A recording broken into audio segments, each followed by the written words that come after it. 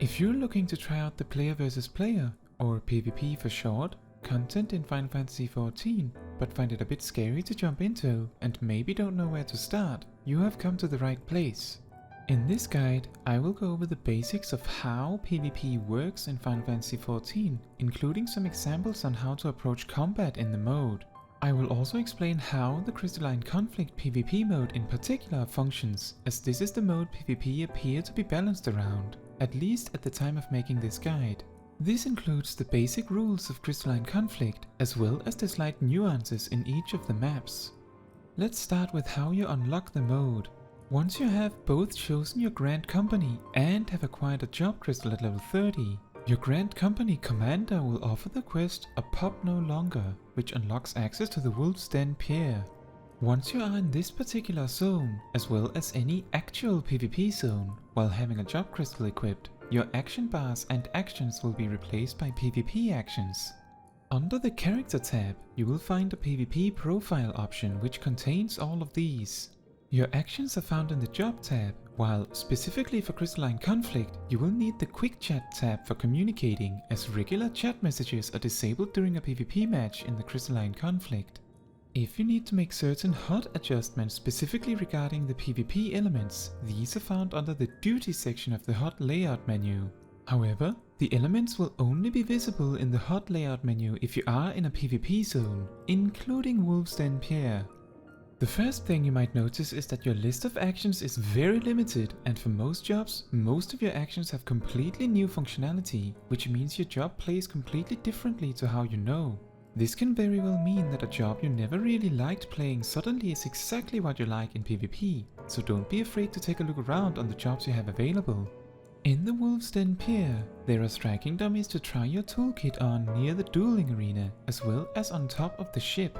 While in a PvP zone, your health is set to a fixed number based on what job you are, and all actions do a fixed amount of damage or healing, exactly the amount the tooltip says it will do. As such, your gear is entirely cosmetic in PvP. Now, before looking at concrete job examples, let's first look at the universal actions across all jobs. First, the standard issue elixir. This ability takes a long time to cast and is immediately interrupted if you take damage. If you manage to finish the cast, you are fully healed and your mana is also maxed out. The main purpose of this elixir is to find a good hiding spot away from the fight and use it to reset. It is almost always better to get away and recover than to die. Next, recuperate. You may have noticed that none of your spells cost any MP to use, and that you have no gauge either. This is because all of these things are either cooldowns, buffs or debuffs, and instead, the only MP spending action you have is the ability Recuperate. At a cost of 2500 MP, you heal 15,000 HP. You recover 500 MP per 3 seconds at all times in PvP. Keep in mind that Recuperate is an ability, so outside of panicking or last resort related situations, you may benefit from weaving Recuperate between weapon skills and spells when applicable. You also have Purify, which clears most crowd controlling effects like stuns, silences, sleep, snares, and so on. It can even be used while affected by them. If you successfully clear one of these effects with Purify, it will also make you immune to all of these debuffs for 5 seconds. Be aware that the cooldown is a little long in a PvP context, so being too trigger happy with it can be disastrous. Also, there are a few crowd controlling effects it will not clear, namely the White Mage's Miracle of Nature alongside certain limit breaks. Up next, Guard, a channeled ability that makes you nearly immune to all incoming damage while it is held. It also completely blocks most crowd control as well as displacement effects. Be aware that you move slower during it and cannot swing back. Additionally, the effect is very obvious, so your opponents are likely to take note that your guard is down.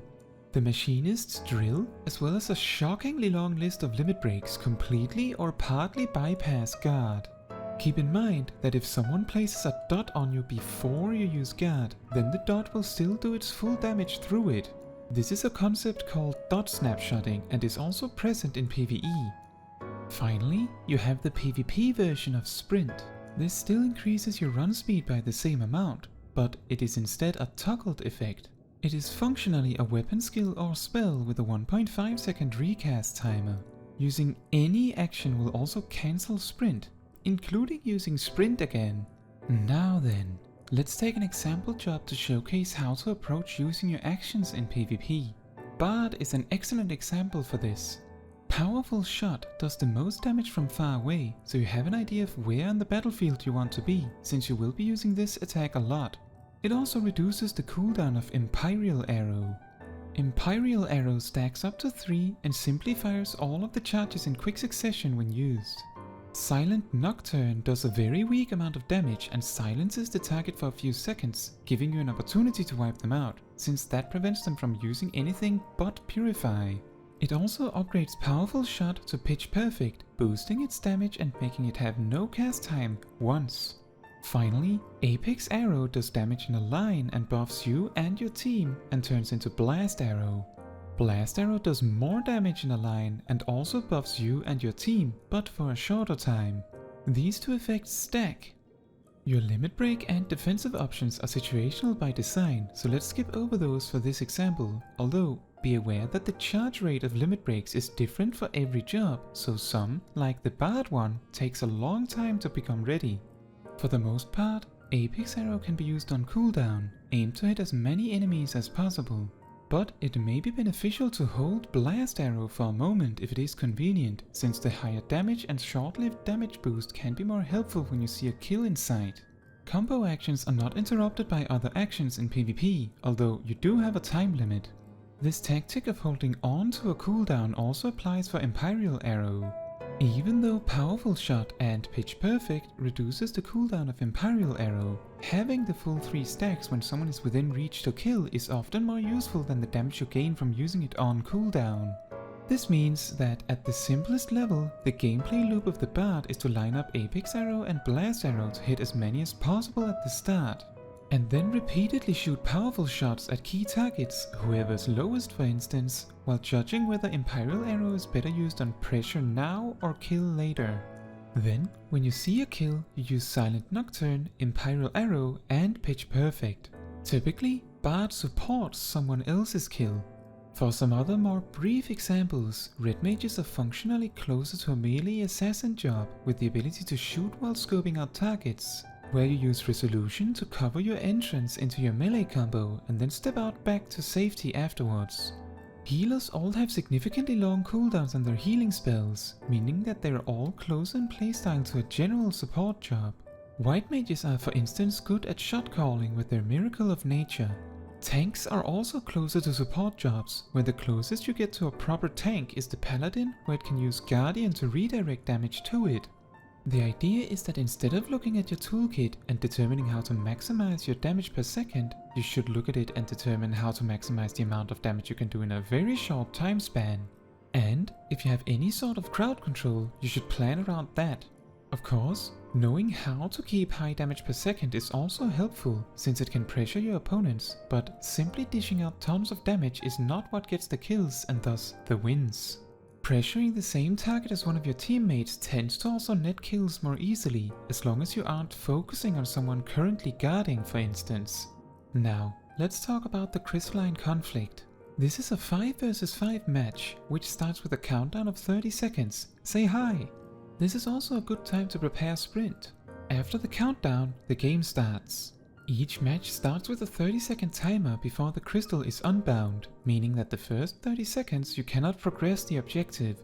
The full game is 5 minutes long, after which either a winner is decided or it goes into overtime. I will refer to the team currently pushing the crystal as the pushing team and the other as the defending team. The team with the higher progress will be the winning team and the other the losing team. When only one team is present on the objective, it moves towards the opposing team's base. If the crystal is passing over grounds it has already passed previously in the match, it will also move faster, so if you switch from pushing to defending and then later back to pushing team, you will recover faster. At the halfway mark from the middle to either goal, there is a checkpoint. When the crystal is held at this checkpoint, the rules are a bit different. The pushing team needs to have more people on the crystal than the defending team for the checkpoint score to accumulate. More people will not make it push faster, but you need to have at least one more person on the crystal than the enemy team to progress the checkpoint. Once the checkpoint is cleared, you will not have to stop at it again. The pushing team ends the match early by pushing the crystal completely to the defending team's goal. When the timer runs out, the game goes into overtime if one of the following conditions are met. Option 1. Draw imminent. Both teams are exactly at the same score, not counting checkpoint progress. The game ends in a draw if no team is on the crystal for 3 seconds.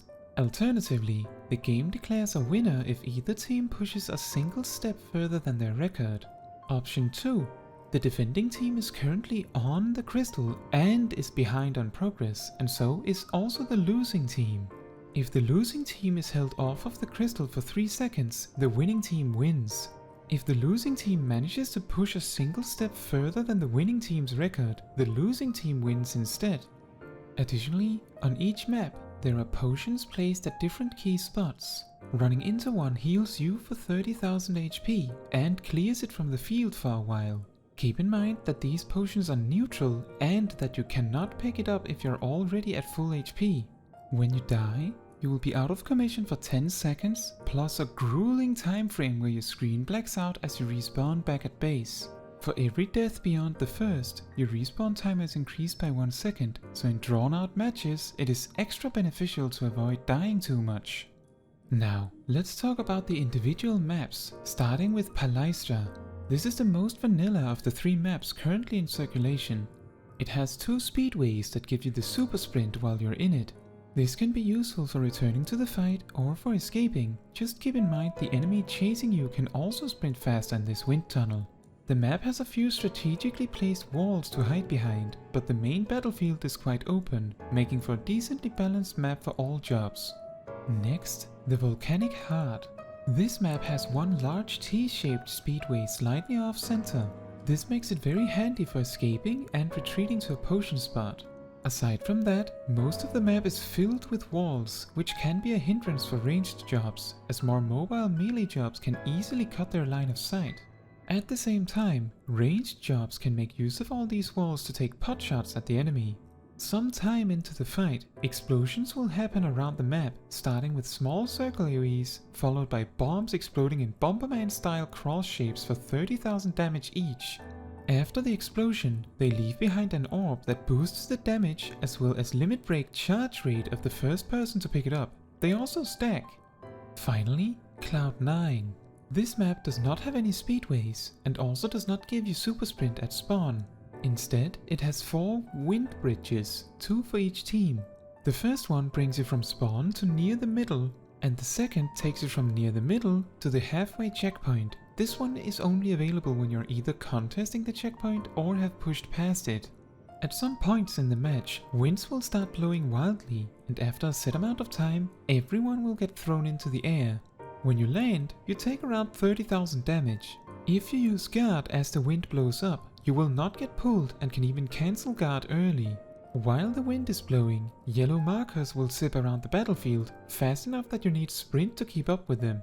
If you stand under one of these markers as the winds blow up, you will hit a cloud of black feathers, which both grants you speed boost and a large chunk of limit break gauge, as well as preventing the fall damage as you land. This map consists of a few long and wide corridors with very limited options to hide behind.